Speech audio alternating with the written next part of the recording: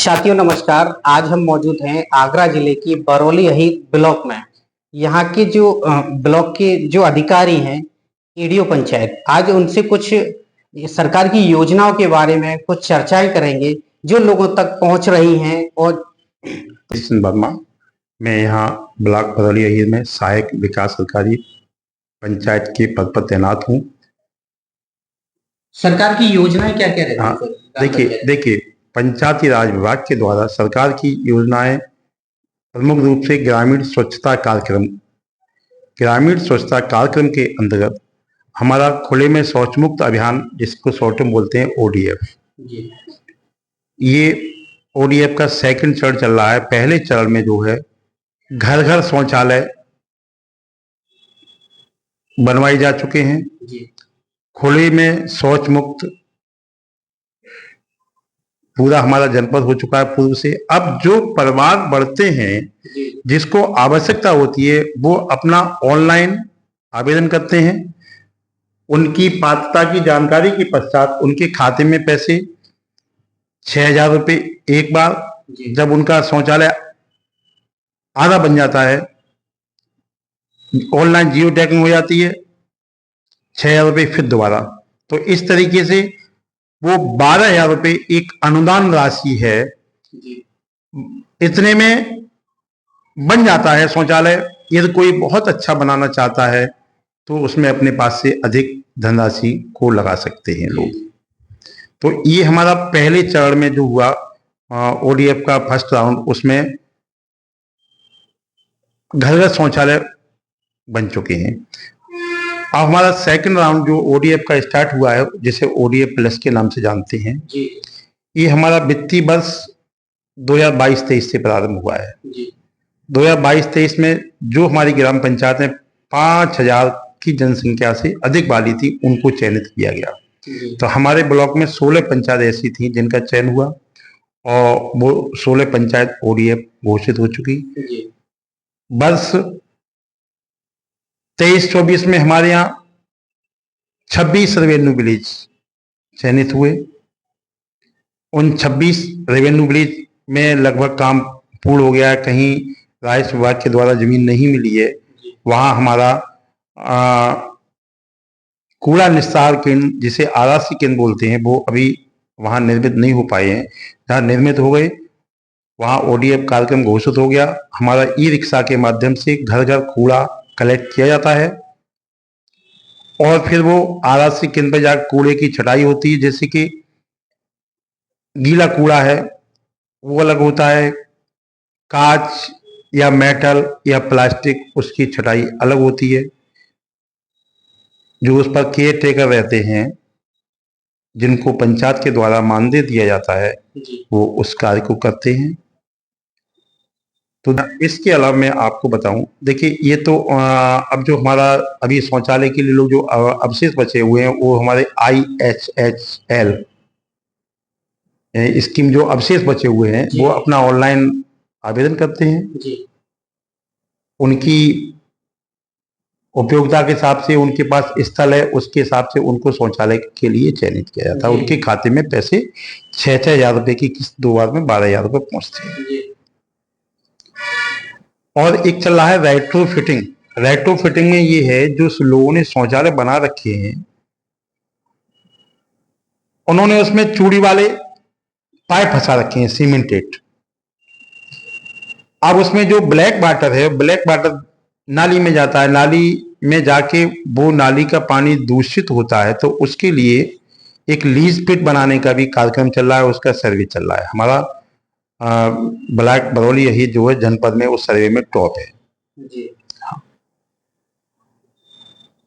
अगला है हमारे पंचायती राज विभाग से पंचम राज्य वित्त और 15वां केंद्रीय वित्त। इसके तहत ग्राम पंचायत में जो संविदा पर,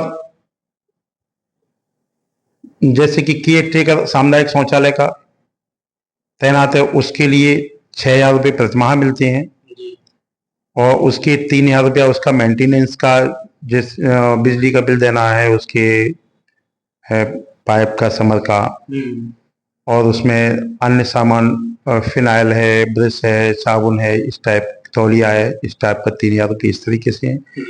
और 6,000 रुपये पंचायत सहायक के मानदेय के लिए जाता है मंथली, और 5,000 रुपये प्रधान जी का मानदेय होता है इसमें।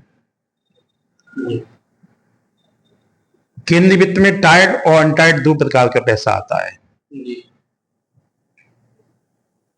जो टाइड पैसा है वो केवल पेयजल व्यवस्था पर या स्वच्छता कार्यक्रम पर ही खर्च किया जाता है,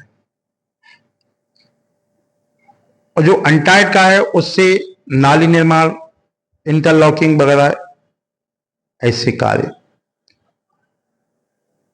पंचम राज वित्त से जो ब्लॉक में गौशालाएं निर्मित हैं उनके लिए 7% पैसा SFC पूल फंड में ट्रांसफर किया जाता है, जिससे गौ के लिए भरण पोषण के लिए या वहाँ कोई निर्माण की उसमें कोई कमी है उसकी व्यवस्था के लिए ये होता है। बाकी पंचायत राज विभाग की तो हमारी मुख्यतः मैंने आपको ही बता दिया। इसके अलावा और भी कोई योजनाएं चल रही हैं जिनकी कुछ जानकारी देना चाहें? इसके अलावा ब्लॉक का लाभ ले सके लोग। देखिए, पेंशन योजना जो हमारे यहाँ ADO समाज कल्याण का प्रभारी कार्य देख रहे हैं सुनील पारासर जी, वो निराश्रित विधवा, दिव्यांग और वृद्धा पेंशन उनको 1,000 रुपये प्रति माह प्राप्त होने की दशा में उनके खाते में जाती है, और उनके लिए ऑनलाइन ही आवेदन करना होता है। जैसे कि 3 प्रकार की पेंशनों के लिए पात्रता इनकम प्रमाण पत्र आवश्यक है, जो क्राइटेरिया है उसके हिसाब से। दिव्यांग पेंशन के लिए 40% दिव्यांगता होना अनिवार्य है, लेकिन तीनों ही प्रकार की पेंशन के लिए इनकम सर्टिफिकेट विशेष अनिवार्य है। वृद्धा पेंशन के लिए ग्रामीण क्षेत्र के लिए 46,080 से कम का होना चाहिए, और निराश्रित विधवा पेंशन के लिए 2 लाख प्रति वर्ष से कम का इनकम सर्टिफिकेट होना चाहिए, उनकी पति का डेथ सर्टिफिकेट होना चाहिए। ऐसे ही दिव्यांग पेंशन के लिए भी है। ऑनलाइन आवेदन करेंगे, हमारे सचिव उसकी जांच करेंगे, ग्राम पंचायत की खुली बैठक के द्वारा उसका अनुमोदन की कॉपी लगाएंगे और रिपोर्ट लगा के अपना काम कर देते हैं। उनके खाते में पेंशन जाना, BDO साहब का डोंगल लगता है, खाते में पेंशन जाना स्टार्ट हो जाती है। देखिए, पंचायत राज विभाग द्वारा जो धनराशि आती है राज्य वित्त और केंद्रीय वित्त में, उसके द्वारा ग्रामीण क्षेत्रों में जो परिषदीय विद्यालय चल रहे हैं और आंगनबाड़ी केंद्र चल रहे हैं, 3 साल से 6 साल तक के बच्चे आंगनबाड़ी केंद्र में जाते हैं पढ़ने के लिए, और 6 साल से ऊपर वाले जो है परिषदीय विद्यालयों में पढ़ने जाते हैं। तो हमारे पंचायत राज विभाग के धनराशि से उन विद्यालयों में और आंगनबाड़ी केंद्रों में कायाकल्प के रूप में टोटल टाइलीकरण हो चुका है। बच्चों के पीने के लिए जल की व्यवस्था है। प्रत्येक विद्यालय में दिव्यांग शौचालय बना हुआ है, और बाकी समय समय पर जो आवश्यकताएं होती हैं विद्यालयों में, वो प्रधान और सचिव के द्वारा ग्राम निधि से वो कार्य कराए जाते हैं। स्कूल की बाउंड्री वॉल भी है, विद्यालय की मरम्मत वाला कार्य भी है, वो भी हमारे पंचायती राज विभाग